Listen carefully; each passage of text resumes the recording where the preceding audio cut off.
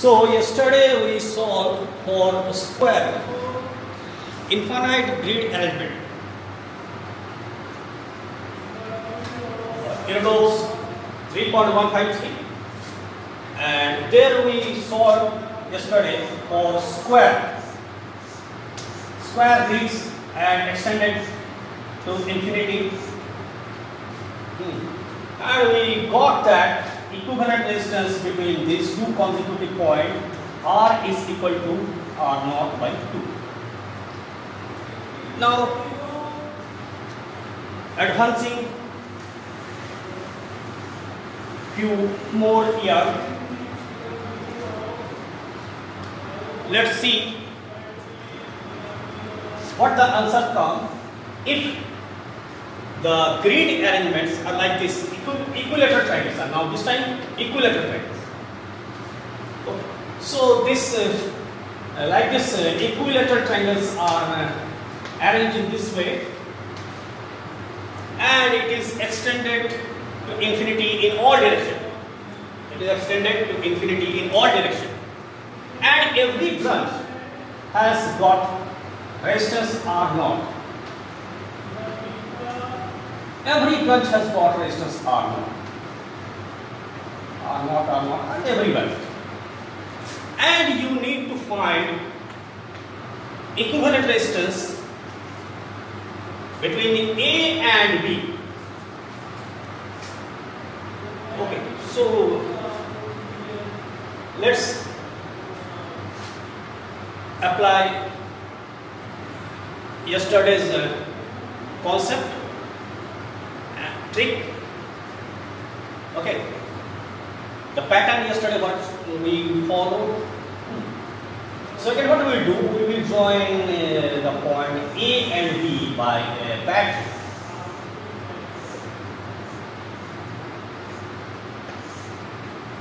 Okay, positive terminal, negative terminal, and if I currents come out of this battery, I current will reach to this negative terminal of the battery. Okay. So if I current comes here, it will equally get distributed in 6 possible paths. So here it is going to be I by 6 current will pass through this, I by 6 current will pass through this, I by 6 current will pass through this, I by 6 will pass through this, and I by 6 will pass through this, I by 6 will pass through this. Okay. From symmetry we can say it will get equally distributed. So there are 6 possible paths. You can count here 1, 2, 3, 4, 5, 6. Altogether there are 6 paths. And similarly, if I currents come out from point B, this I current will come from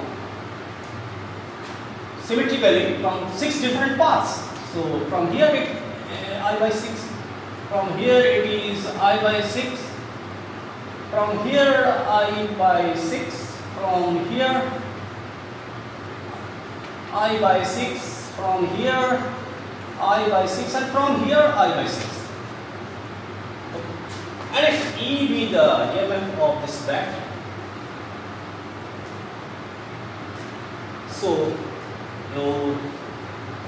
if equivalent resistance between A and B is R, then you can write R is equal to E by I. E by I. And what is your E? E is your potential drop across A. Potential drop across A. By I. And your R is equal to, and what is your VAB? Your VAB must be equal to E. Okay. So your VAB is equal to, and what is the net current passing through AB? So your IAB net current, that is I by 6 plus I by 6, that is I by 3. So current passing through AB is I by 3. So I am writing here I by 3. And resistance across AB is R naught divided by I. So I gets cancelled, and your R is this time is R naught by 3. So for equilateral triangle, what you are getting here? I R naught by 3. If A and B conjoin. And similarly, if it is a hexagon, we will adopt the same pattern. Again, we will join A and B, and if I current is coming here, I will pass through here, and here I current will get distributed in 3 possible paths, I by 3 and I by 3. And here I current is coming, so it will receive current from 3 different paths, I by 3, I by 3 and I by 3. So net current passing through your zone AB is I by 3 plus I by 3, and it is 2I by 3. Okay. So I will use this space this time, and your R is equal to E by I, and R is equal to VAB by I.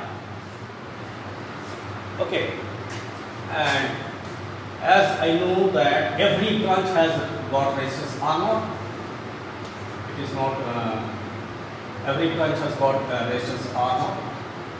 This is R. Every branch has got resistance R naught. Not different. So your R is equal to 2I by 3 into R naught divided by I, and I gets cancelled. So this time your R is equal to, this time your R is equal to 2R naught by 3. So it could be pentagon, it could be hexagon,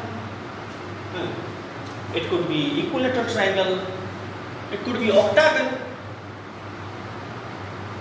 and if the grid is extended to infinity in all direction, better you adopt this trick or pattern, you can say, to reach your result. Okay. So these are all derivative problems of 3.153. These problems are derived from the Inodos 3.153, and we can easily find if any infinitely extended grids are provided to us, we can find the equivalent resistance between 2 consecutive junctions. Okay. So happy learning.